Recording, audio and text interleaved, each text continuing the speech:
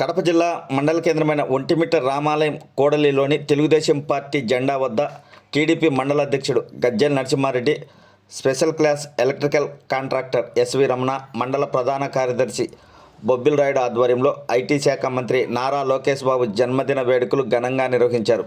ముందుగా cake cut చేశారు.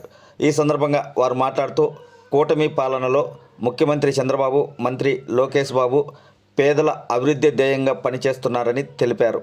అనంతరం పేదలకు అన్నదాన కార్యక్రమం నిర్వహించారు.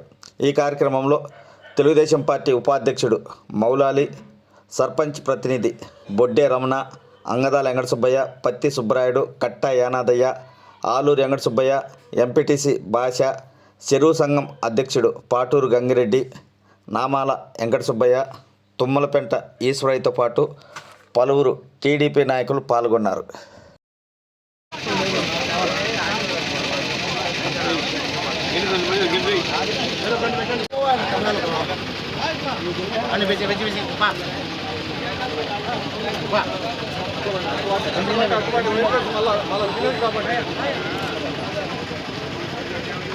అట్లా